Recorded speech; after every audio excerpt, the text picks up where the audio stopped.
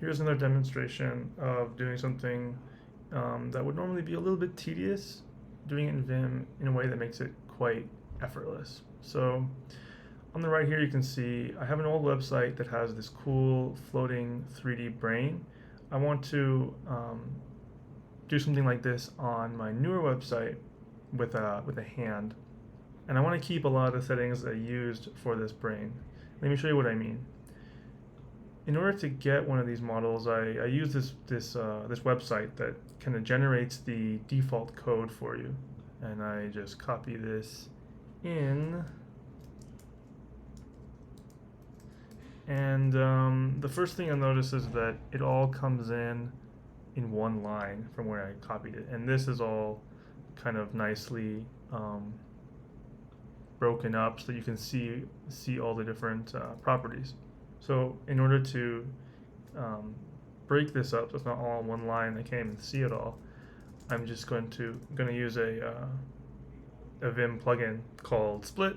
It's really convenient. You can close it, you can split it. It's great. Okay, and now we have this. So this is cool. We've got our hand here now, and we've got it split so we can see all the different properties. But you can see that there's this like little animation happening here that's kind of trying to encourage you to rotate it, and I don't want that. Also, it's a bit too dark. You can see this brain is like pretty well lit up, and there's probably some other settings in here I don't want or don't need. One thing you could do is you could look through all these settings here on the brain, and then try and like figure out which ones need to be changed, which ones can be deleted from the hand. It's kind of annoying though. So an easy way of doing this with Vim is I can just select all the settings and I can just paste them all in. Now we have a lot of settings here, and we're gonna have some duplicates. Then what I'm gonna do, I'm gonna grab, I'm gonna select all of these, and I'm going to type sort, the sort command, and that's gonna sort them by alphabetical order. So now I can see that we have some duplicates here, like camera controls. I can delete the duplicate.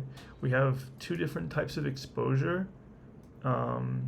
Exposure 2 is the one that came from these defaults here, but I want exposure 5 from the brain, so I'm just going to delete exposure 2. Oh yeah, we've got two posters. I don't want the old one.